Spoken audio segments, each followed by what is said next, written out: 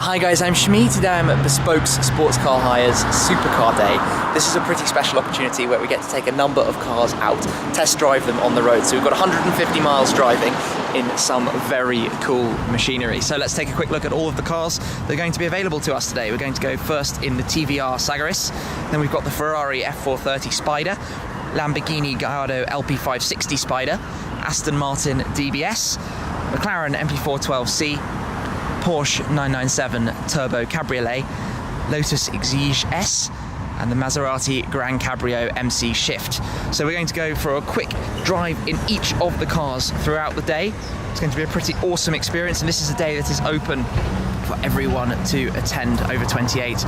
And I'll put the link down below and all the details about it so you can check it out and also follow Bespokes on the social media platforms.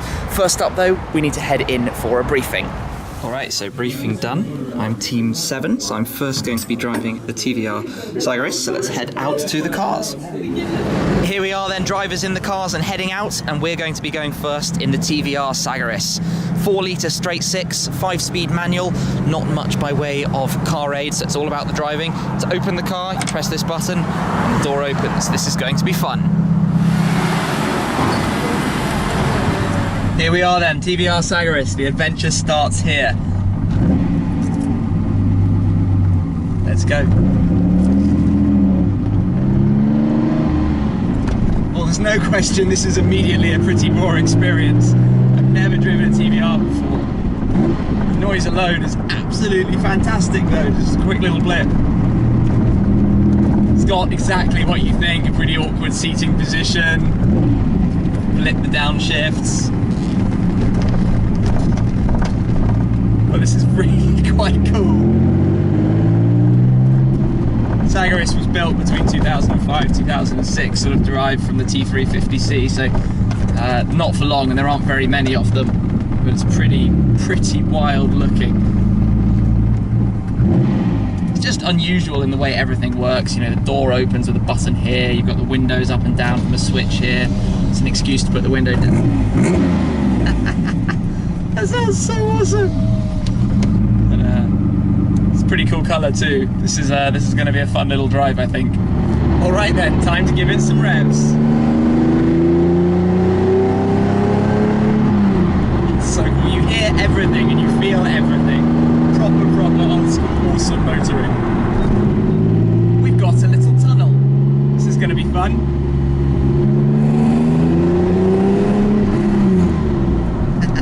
I love the noise. It is so raspy and unlike anything else.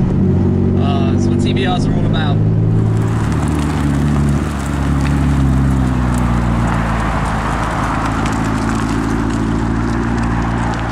Love the quirks of the TVR Sagaris, but my next Bespokes car is going to be the Lotus Exige S. 220 brake horsepower, 1.8 litre supercharged inline 4 and a 6-speed manual. Let's jump in. So the first problem with this car is getting in. This side sill is seriously awkward, but we're in. Right, so we've got a 6-speed manual. Do the immobilizer, key in, start button. Awesome noise. This car weighs just 933 kilos.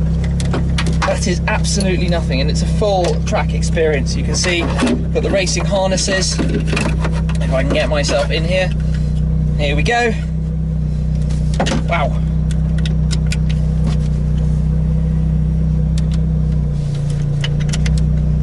Oops. There we go.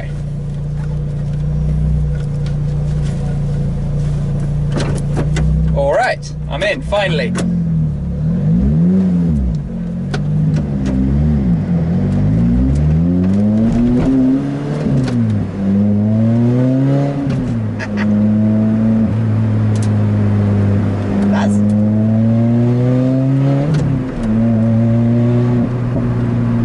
Love that bang.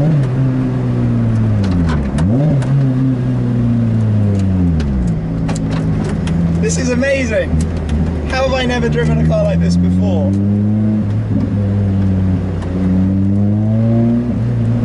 So far, I am absolutely loving this.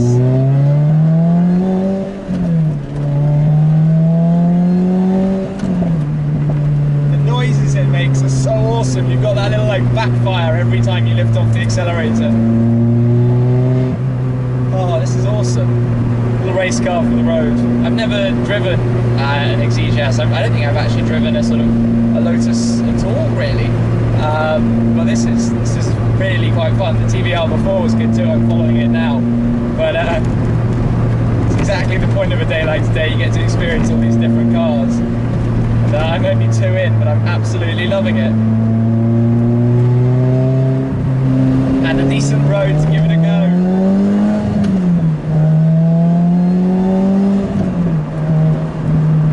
It's just something sort of totally different that I would probably previously never have considered like a car I would want, but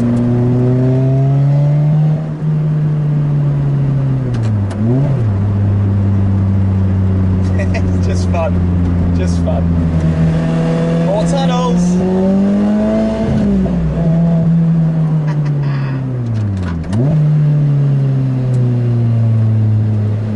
It is just a little race car for the road. Steering is awesome. Acceleration, braking, it's all awesome. Really enjoyed the drive in the XE-Jazz. I have to go and try the new V6 now. I think I'd absolutely love it. But everybody's just gathering here for driver swap number 3, and we're going to be jumping into the Lamborghini Gallardo LP560 Spider. I'm pretty familiar with the car because it's very similar to the R8 V10 I used to drive. It has an E-gear gearbox, flappy paddles, 560 horsepower all-wheel drive, and looks absolutely awesome. So, looking forward to this. Let's jump in the Gallardo.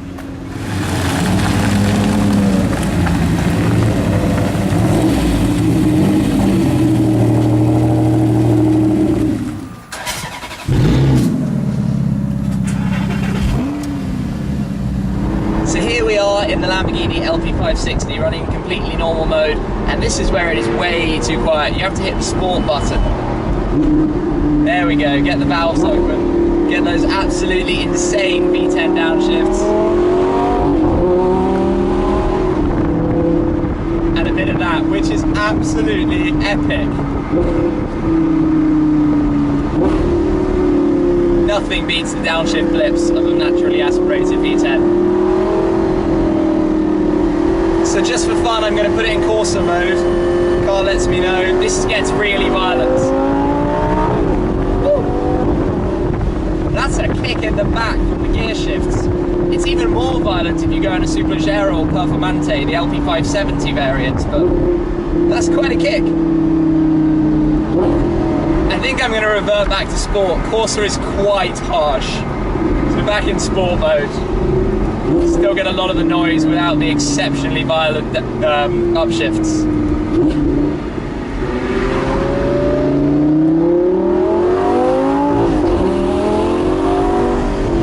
Honestly, those downshifts alone on this car make it. It's absolutely amazing.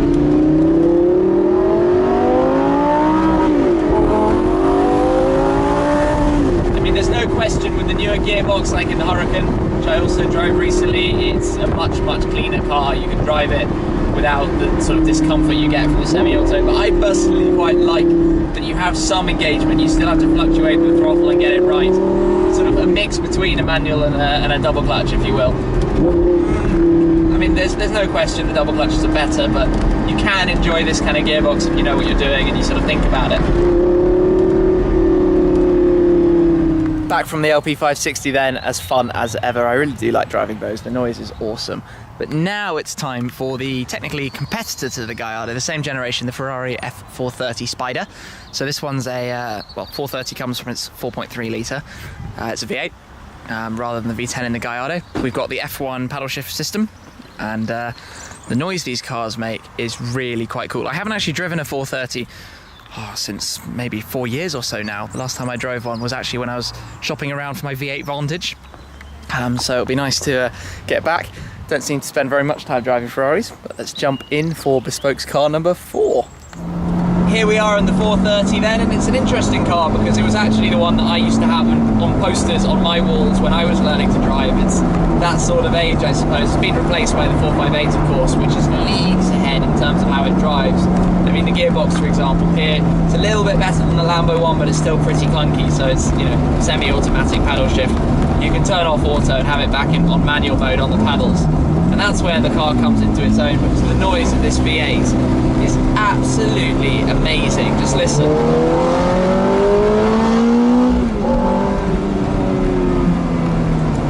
And downshifts too. It's got the sort of valves, and it's a totally unique noise.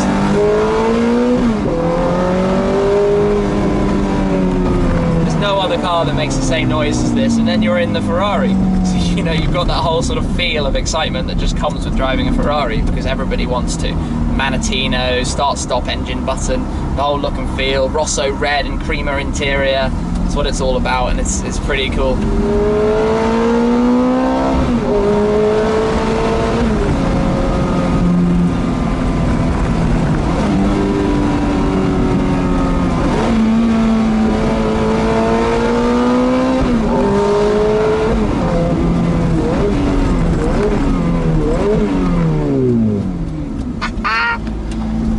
Back from the 430 then, the cars are being lined up here for a photo shoot, which is looking pretty cool around me. We've got these route books as well, guides making sure we know exactly what's going on. That's the Grand Cabrio just being parked up next to the 430.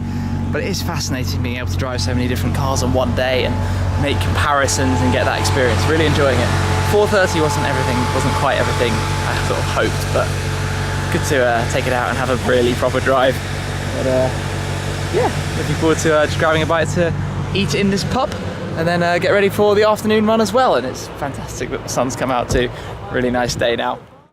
Lunch down and everyone is jumping back into their cars. Next up we're going to be in the McLaren 12C, obviously a car I know pretty well, but we'll go for a drive anyway, see if there are any differences between this one and mine. It doesn't have the sports exhaust, so I think that's going to be the biggest thing. But looking forward to this afternoon. Let's jump in. Well, contrary to my earlier beliefs, I'm pretty sure this car does have the sports exhaust. It sounds exactly the same as mine. It's actually kind of weird driving a car that is identical but not my one. Feel right at home, obviously, absolutely love it. What else do I need to say? The 12C and the 650S, obviously even more so, is awesome. It is so fast.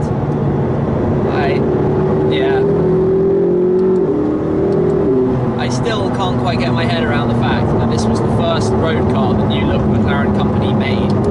It is, how do you come from nothing and make a car that can drive this way? I mean, big budget and investment is the way you do it, but all the technologies, the carbon tub, precog, brake steer, the air brake, the updates, the whole sort of systematical process that they did, the way you can upgrade the power from the original spec up to 625 PS, the way the wing now has the 650S DRS style updates.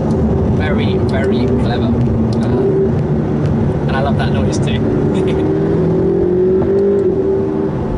So a lot of fun in the McLaren as always, we know all about that, and now we're in the Porsche 911 997 Turbo Cabriolet. So it's going to be a bit windier when we're moving at speed, because obviously we've got all of the openness and not a spider, so we've got 2+2, we've got some sort of attempt at back seats. Automatic gearbox, all-wheel drive. It sort of squirts a bit to get going.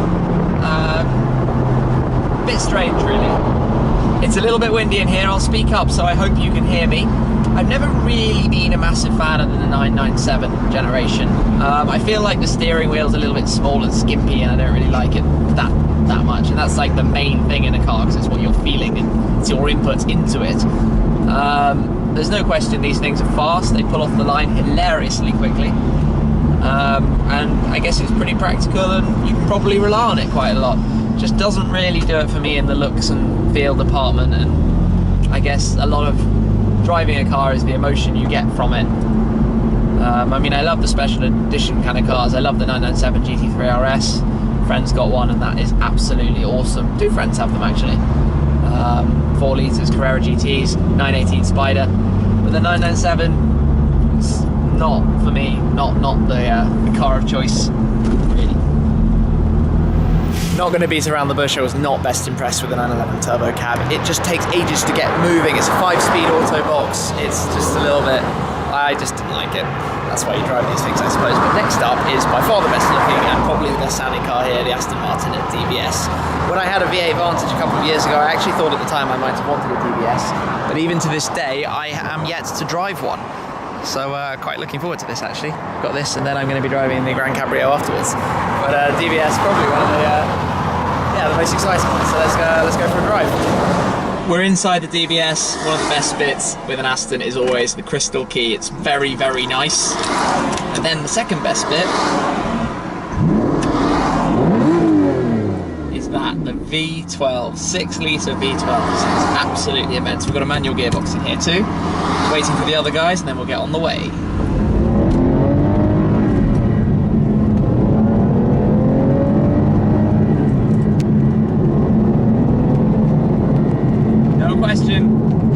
It sounds pretty good. Well, the DBS is more or less exactly what it says on the tin. It's James Bond's Aston. One of the coolest things though is how much torque it has. Like from 20 miles an hour, third gear, I know that'd be fine in any car, but it just pulls away so unbelievably easy. The road's clear behind me, so I'm just going to slow down a little bit more actually. Put it into maybe 5th or something, back at 20, and it still pulls away. Like, how does a car... it's torque, isn't it? But it's really easy and forgiving to drive, so it's a GT car, so you can probably just chill out. The seats are comfortable, the road position is comfortable, and you're driving one of the best looking Aston Martins ever. It's pretty good. I quite like it. Under a little bridge. Can't resist, sounds absolutely awesome. Driving the DBS done, and I can certainly say that is a proper tourer car, very gentle and relaxed. But now it's time for the final drive of the day, number 8 in the Maserati Gran Cabrio Sport MC Shift. So the Sport with the new front bumper and the MC Shift. Really random thing about Maseratis that I love on the new ones. Maserati and the headlight there, awesome. And they sound absolutely immense. V8 of course. So everybody just getting ready for the final stint now, back towards the hotel. Okay, with the Grand Cab, I was straight into sport mode. Quite frankly, this car sounds so good you need the valves open. It's absolutely heavenly. It's one of the best sounding V8s I think there is. I mean, the Gran Turismos have always sound good, and I guess this is one of the latest versions. Pretty immense. You can see 4 people in here, which is one of the coolest things in my mind about the Grand Cabrio. You know, the guys in the back actually have leg space. You don't get much boot, that's where you sacrifice. But hey, it's convertible, it's nice. See how it drives. I can't help but feel I'd be right at home in Monaco with this car. A while back I used to have an Audi S5 convertible, and at the time I really wanted the Gran Cabrio when it came out because I mean, it was the sort of bigger version of the same car, I guess. 4 seats, goes pretty well, comfortable, luxurious, with a little bit more style, although probably less good electrical and tech than the S5 had. It's Audi, of course, they have brilliant stuff in their cars, but this certainly does sound the absolute business, and it's pretty nice actually driving across the countryside roads here as well. It's very gentle ride, easy steering, and yeah, it makes quite a nice downshift too. It's more a sort of a snap to the gear rather than the same sort of thing as like the Gallardo or the 430, for example. It's also worth mentioning it's an awful lot less windy than the Porsche was, which I guess is a 2+2, but similarly a very open car. But then as a 4-seater, it's also a car that can do this, which is just cool.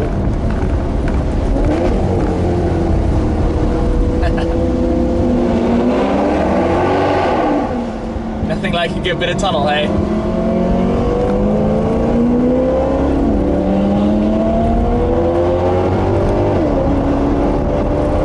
We're we're back where it all started then. The Maserati, a pretty good car for the last drive back into London, relaxing.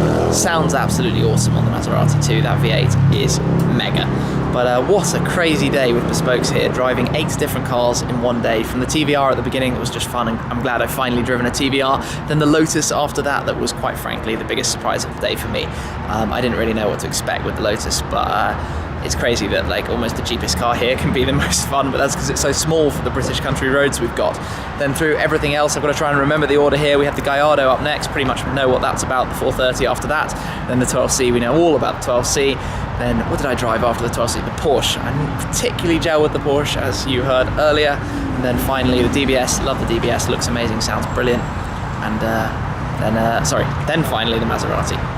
So an absolutely amazing day. What an experience to be able to drive so many different cars, those two just tucked over there, all at once, and sort of be able to make the comparisons. You get so much more out of it. You can sort of see what's different about each car, and well, not only do you get to make the comparisons, but you also get to get behind the wheel of so many different types of cars.